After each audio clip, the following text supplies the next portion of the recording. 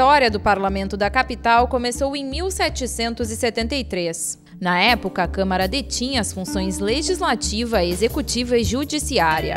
A forma e a dinâmica dos poderes só foi alterada com a proclamação da República em 1889.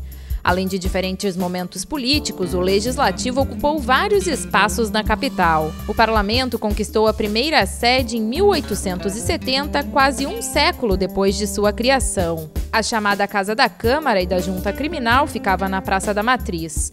O espaço foi destruído pelo fogo em 1949. Fala-se, inclusive, porque um processo judiciário estava causando celeuma na cidade e pessoas interessadas teriam iniciado o incêndio naquele prédio. Mas uma das curiosidades é que aquele prédio que era chamado prédio da Câmara, na verdade não tinha mais a Câmara. A Câmara já tinha se mudado, ido para o prédio da Prefeitura velha no centro da cidade, e após a prefeitura nova, que foram com certeza os 3 primeiros prédios em que a Câmara ocupou por um largo período de tempo. No dia 1º de maio de 1986, Dia Internacional do Trabalho, foi inaugurado o Palácio Aloísio Filho.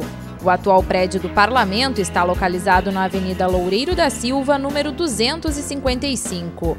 A sede possui 3 pavimentos e uma área construída de mais de 14 mil metros quadrados. Entre os ambientes estão os 36 gabinetes dos parlamentares, o plenário Otávio Rocha e o Teatro Glênio Pérez. Importante das características deste prédio é a sua arquitetura, a sua feição modernista. O arquiteto que o planejou, Cláudio Araújo, ele faz parte de uma geração que nos anos 50 foi responsável por inúmeros prédios que deram uma feição de Porto Alegre com a capital moderna. Ele se inspirou em outros legislativos que ele visitou, principalmente o Legislativo de São Paulo. E lá estava no auge da arquitetura moderna o que eles chamavam de brutalismo paulista, que são prédios de concreto, aberturas amplas, pele de vidro quase, sem afrescos, rococós e arcos, né? E foi assim que ele idealizou esse prédio. Um prédio quadrado, 3 andares, porque na época também havia aqueles problemas de incêndio nos prédios. Foi a época do Joelma, aqui na Renner, então o pessoal resolveu um prédio baixo, 3 pavimentos apenas. O nome do palácio foi sugerido pelo ex-vereador Ney Lima, do Partido Democrático Trabalhista, através de um projeto de lei de 1983. A indicação é uma homenagem ao ex-vereador Aloísio Filho. O parlamentar idealizou a construção da sede e presidiu a Câmara de Vereadores por 9 anos. Aloísio elegeu-se pela primeira vez em 1951 e permaneceu no Legislativo Municipal até sua morte em julho de 1979. Diretor do Instituto Latino-Americano de Estudos Avançados da Universidade Federal do Rio Grande do Sul, José Vicente dos Santos destaca o trabalho realizado pelo então presidente da Câmara de Vereadores em 1986, André Forster. O parlamentar foi o responsável pela transferência definitiva do Legislativo para o atual prédio. Ele teve um trabalho desde então, até antes de ser vereador, no sentido de trazer um debate político democrático. Era uma época de ditadura, de fascismo social, e ele trouxe toda essa inquietação de novas ideias, né? E depois já no IESP, do MDB, ele trouxe grandes sociólogos e cientistas políticos brasileiros para discutir a transição para a democracia. Já nos anos 90, a professora da Universidade do Rio de Janeiro evidencia a criação do orçamento participativo em Porto Alegre. Implantado em 1989, o AP é considerado um instrumento pelo qual a população pode decidir a aplicação de recursos em determinadas obras e serviços.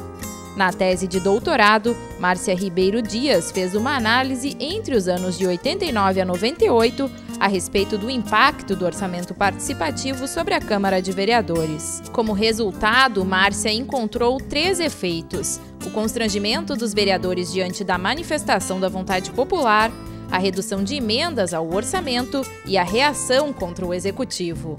Houve um enrijecimento das relações entre Executivo e Legislativo.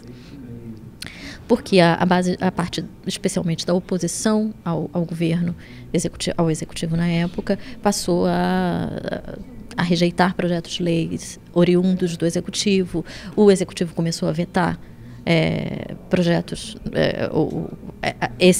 essas recusas do legislativo, e houve não chegou a um sistema de paralisia decisória, mas houve um grande confronto entre legislativo e executivo. Esse foi o terceiro efeito que eu identifiquei na minha tese. Os acadêmicos ainda avaliaram a atual situação política. Eu acho que existe uma crise da representação política.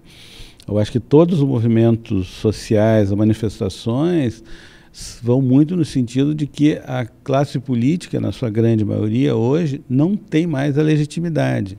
Estão aí os escândalos de corrupção, estão aí os diversos escândalos que mostram que o parlamento está em crise, então é preciso refazer o processo de representação. Há uma falta de credibilidade muito grande da população nas instituições políticas democráticas, entre elas o legislativo, não só o legislativo, mas também o judiciário e o executivo. A gente está atravessando um momento político muito crítico, muito sensível. As instituições democráticas perderam a sua credibilidade junto à população.